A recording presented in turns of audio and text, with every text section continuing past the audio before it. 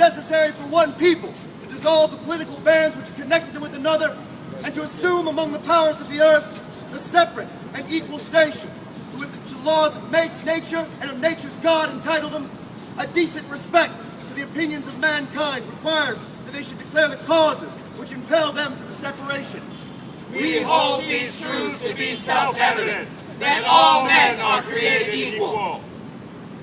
That they are endowed by their Creator with certain unalienable rights.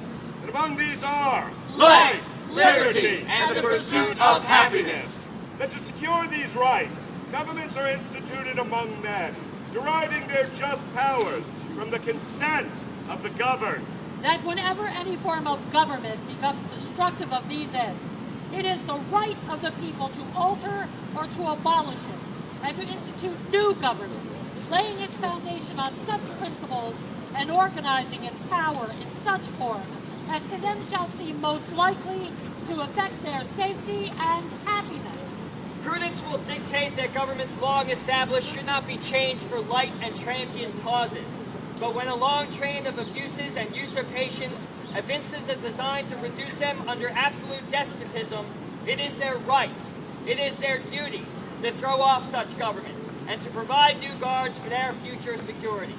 We, therefore, the representatives of the United States of America, in General Congress assembled, appealing to the Supreme Judge of the world for the rectitude of our intentions, do in the name and by the authority of the good people of these colonies solemnly publish and declare that these united colonies are and of right ought to be free and independent states. That they are absolved from all allegiance to the British crown. And that all political connection between them and the state of Great Britain is and ought to be totally dissolved.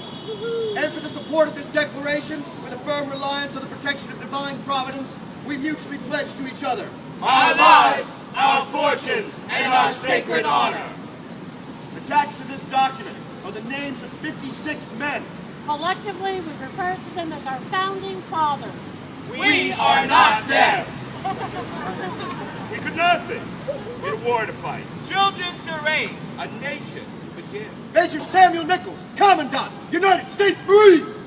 Our stories are in the history books if you look hard enough. Major David Salisbury Franks, Hebrew. And those stories are just as important as that noble declaration. Mary Clarkson, I survived the yellow fever epidemic. There are stories of struggle and triumph, great sorrow and great joy. Private Joseph Plum Martin, Continental Army.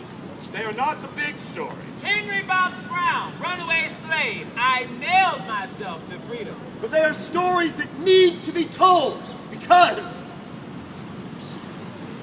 we are not all Ben Franklin. Or Betsy Ross. We are common people, just like you. Common people whose uncommon stories helped give birth to a nation. And no matter what century we were born in, we all have one thing in common. We call America home. And we all help to make history. Amen. Huzzah!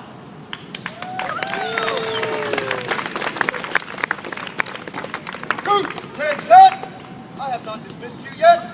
Now, when I do dismiss you, you will have the rest of the day to say goodbye to your friends, family, and loved ones. You will assemble back here at 5 o'clock ante-meridian. 5 o'clock in the morning, for those of you who are hitherto unfamiliar with it. Now, we're going to be marching from here to Boston. I cannot stress this enough. Boston's a very long way away. So, bring a snack. And also, no flip-flops, all right? Now, those of you who have showed up today wearing predominantly the color red, you may want to rethink that fashion choice in the morning. And finally, anybody but anybody who shows up wearing anything at all that says Old Navy will be lined up in that field and shot. Company, attention! Company, present arms! Company, order arms! Company, dismissed. Well done.